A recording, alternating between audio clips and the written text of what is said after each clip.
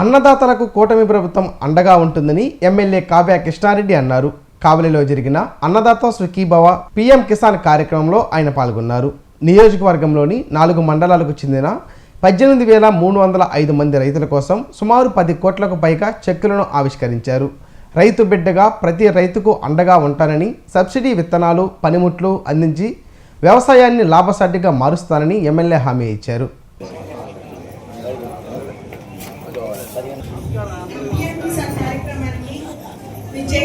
కావలి శాసనసభ అలాగే నవంబర్ మాసంలో ఇప్పుడు 3వ విడత అలాగే పిఎం కిసాన్ వచ్చి 22వ విడత పడడం జరుగుతుంది. దీనిలో ఈ సంవత్సరానికి సంబంధించి అందులో భాగంగా 2 విడతలు మనం ఆల్రెడీ తీసుకున్నాం. మంచినీటి సౌకర్యం ఇంటింటికి ప్రతి ఇంటికి కూడా కుళాయి వేసే విధంగా. తర్వాత మన ఈ రోజు ప్రతిష్టాత్మకంగా మన గవర్నమెంట్ మన ప్రభుత్వం వారు ఈ రోజు అన్నదాత కిసాన్ అందరం మనం కింద స్థాయిలో ఉన్నటువంటి నాయకులు అందరూ కూడా కింద స్థాయిలో మనం అందరూ కృషి చేస్తే మన పార్టీ కూడా.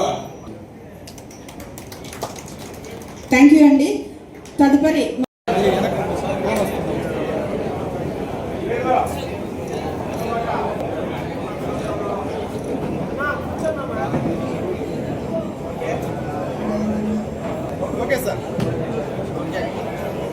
రైతుల పండగగా ఈ రాష్ట్ర ప్రభుత్వం ఈ మంచి ప్రభుత్వం వచ్చిన తర్వాత మొట్టమొదటి చేపట్టినటువంటి కార్యక్రమాల్లో రైతులుగా అండగా ఉండటం.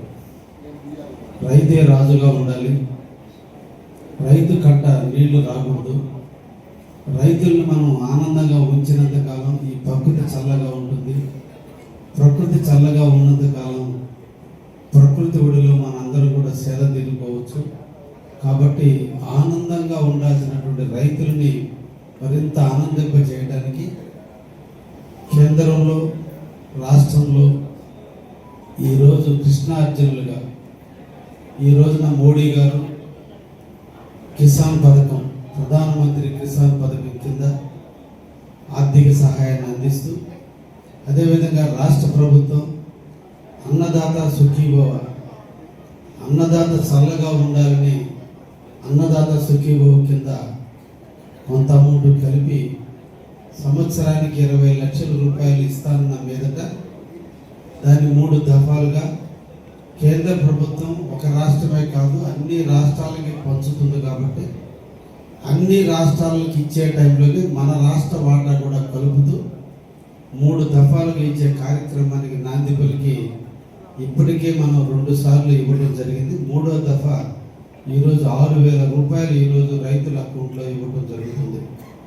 చెప్పిన మాట మీద చెప్పినట్టుగా నిలబడి 3 దఫాలుగా ఈ అమౌంట్ని ఈ రోజుతో ఈ ఆర్థిక సంవత్సరానికి అంటే వ్యవసాయానికి సంబంధించిన ఖరీఫ్ రబీకి సరిపోయేటువంటివి సంవత్సరానికి ఇస్తానన్న 20,000 రూపాయలు ఈ రోజుతో పూర్తవుతుంది. ఈ రోజున మన రాష్ట్ర ప్రభుత్వం మోడీ గారి దయ, చంద్రబాబు నాయుడు గారి దార్శనికత, పవన్ కళ్యాణ్ గారి డైనమికిజం, యువ నాయకుడైనటువంటి లోకేష్ గారి బ్రోకరేజ్ ఆలోచన, ఈ రాష్ట్రం భారతదేశంలో 4 పిల్లర్లాగా తయారయ్యి ఈరోజు మన ఆంధ్రప్రదేశ్ని పరిగెడుతున్నటువంటి వేళ ఒకవైపున పారిశ్రామిక ప్రగతి, రెండో వైపున వ్యవసాయం. వ్యవసాయంలోనే సాయం ఉంది, అగ్రికల్చర్లోనే కల్చర్ ఉంది. అంటే ఆ పేర్లు ఎలా పెట్టారో మనకు తెలియదు, కానీ నిజంగా వ్యవసాయదారుడు వ్యవసాయం అంటే వాడు చేయబట్టే మన అందరం ఇక్కడ ఉన్న ఆనందంగా ఉన్నాం. ఇప్పుడు కూడా పొలాల గట్ల మీద రైతులు తిరుగుతున్నారు, మనం ఏసీ రూమ్లో కూర్చొని మాట్లాడుకుంటున్నాం. అందుకనే ఎప్పుడు కూడా జై కిసాన్ జై జవాన్ అని ఇద్దరు, ఒకరు దేశాన్ని కాపాడుకుంటే ఇంకొకరు మనందరినీ కాపాడుతున్నారు.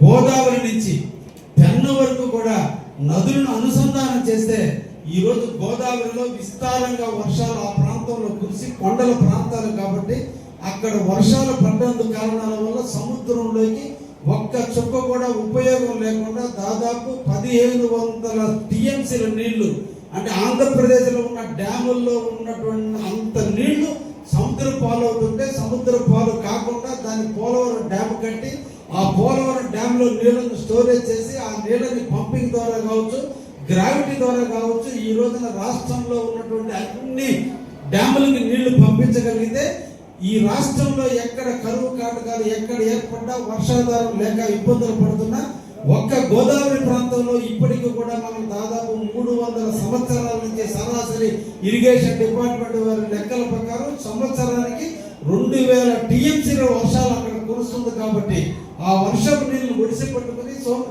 సోమశిల డ్యామ్ దాకా తీసుకొచ్చి అక్కడి నుంచి హెచ్ఎన్ఎస్ఎస్ దాకా కుప్పం దాకా తీసుకుపోయి వంశధార దాకా తీసుకుపోయి ఇటు శ్రీకాకుళం నుంచి ఇటు కుప్పం వరకు కూడా అన్ని ప్రాంతాలకు నీళ్లు ఇవ్వడం వరకు ఈరోజు 80,000 కోట్ల రూపాయలతో ఈ రైతాంగం కోసం, ఆంధ్రప్రదేశ్లో ఉన్న రైతుల భవిష్యత్తు కోసం ఈ కేంద్ర ప్రభుత్వం కావచ్చు, రాష్ట్ర ప్రభుత్వం కావచ్చు, దార్శనికుడైనటువంటి చంద్రబాబు గారి ముందు చూపుతో ఈరోజు చేస్తున్నటువంటి కార్యక్రమాలన్నీ కూడా రైతాంగం కోసమే.